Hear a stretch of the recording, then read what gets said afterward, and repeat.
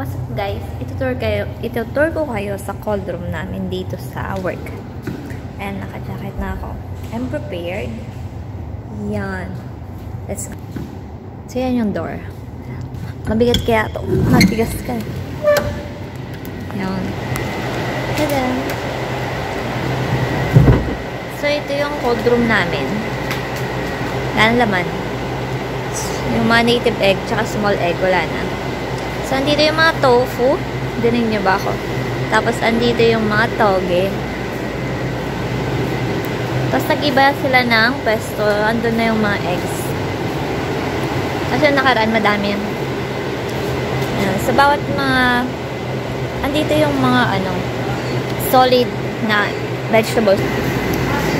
Tapos, andito yung mga imported namin imported vegetables. Like, so, madaming imported na vegetables like imported celery, imported cauliflower, ito yung celery, tapos yung mga wawachay, like the baby, yung mga baby cabbage. Tapos meron din kami ditong kimchi. So box na. Ang laki kasi nito kaya hindi ako makabili. Hindi siya naka-repack. Yan, nandito yung kalamansi. Tapos ito, I remember this sa Taiwan, masarap to ilagay sa mga parang adobo, like that. Tapos yung mga mushroom, madaming klase yun. White garlic or yung garlic leaves. So may mga note. Import broccoli. Need the first out. So we are practicing first in, first out na. Kumbaga, yun talaga yung ginagawa sa mga warehouses. Ayan. Meron din ditong mga, ito, yung Celsius. Hindi ko sa inyo may papakita lahat na iba-ibang klaseng gulay. So, ito yung mga gulay. So, kailangan siyang nakatakip ng towel. Kasi, nilalamig din sila. Like people.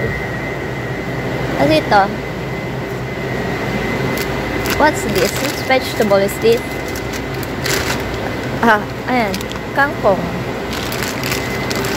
Chinese kangkong. Kasi ito yung mustard. Dito yung mga sweet cabbage. So, tapos na tayo guys sa mga gulay. Meron pa tayo dito. So, ito siya. So, ito, freezer. Ito, freezer. Kung mga yung pinunta natin is malaking ref. So, ito yung freezer. So, ang nandito ay frozen goods. Yan. Tsaka nandun yung mga yellow. Hindi na ako makapasok dun kasi mahirap, malamig. Ipapakita ko sa inyo to. Andito yung mga bawang.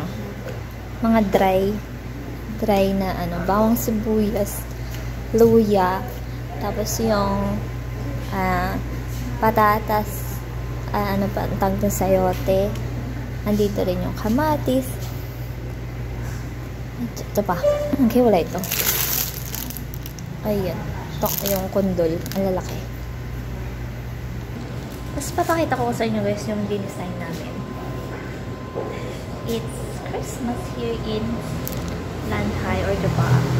Mas maganda kung balik na rin natin. Oh, yan. White yung Christmas tree namin. So parang feeling ko kulang pa yung mga barloloy niya. So sundadagdagan ko. Tapos ito yung door. Tapos yun yung bidding. Ta-dang! So, meron pa tayo ditong section, seafood section. Ayan, no? Ayan. May mga hipon. Hipon. So, salt water ito. Salt water siya. Tapos ito, mapapansin nyo iba. Ito is aquatic. Aquatic or sa tabang. Isnang tabang. Hindi ko nga alam kung anong pangalan ng isnang to. Ayan. Ayan. Lalaki. So, everyday yan na bago. So, madali siyang maubos.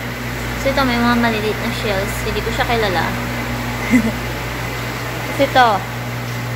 Salt water din to. Mga lapu-lapu. So, mahal yung lapu-lapu. Kasi ito. Kakaiba yung itsura niya. Nakakatakot. Pero masarap daw yan. I haven't tried. Tigda-dalawa na lang. Ito, lapo-lapo din to. So, hi! Nakikihay siya sa aking vlog.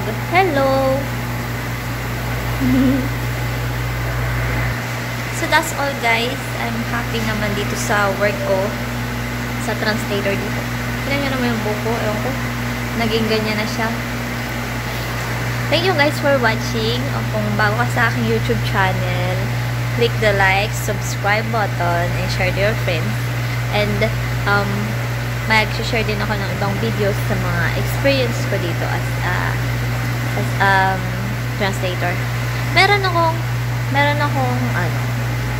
sige, mag-share tayo ng thoughts about sa mga pinapaalis na Pogo company dito sa Philippines. So, may mga Pogo na illegal. Pero, baka mabash ako. Pero alam nyo ba guys, nasagap ako chismis. Kasi di ba yung Pogo is si President Rodrigo Duterte yung nagpapasok niyan ng investment. At naging maganda yung naidulot niya sa economy ng Pilipinas. Gawa, maraming mga Pilipino na bigyan ng trabaho. Pero syempre, hindi natin maano na may mga Pogo na illegal. Pero may mga Pogo naman na legal. Tapos nilahat-lahat yun ng Marcos, diba? Ni President Marcos, pinaban niya lahat. Kasi parang, alam niyo ba na may halo yung politika? Gawa, syempre, ngayon diba is magkaaway na sila ng Duterte.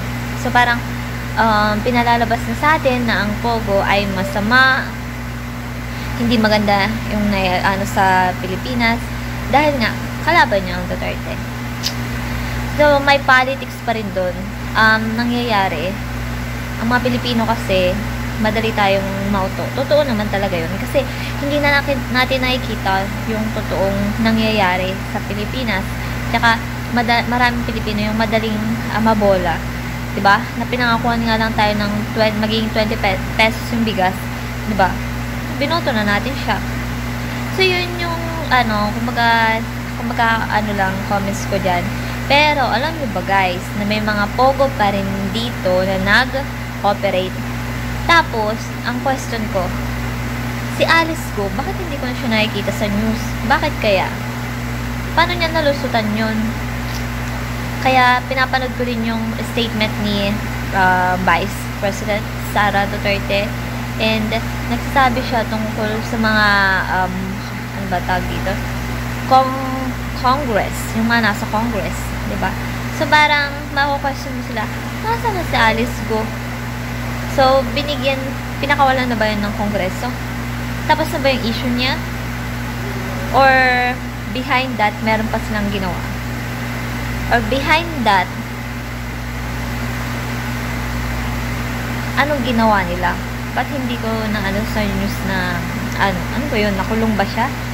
Kung alam mo nangyari kay Alice Go, comment down below. At saka kung may naiisip ka tungkol sa kanya at tungkol sa issue niya, comment down below. I'm glad to see all your comments and your ideas about it.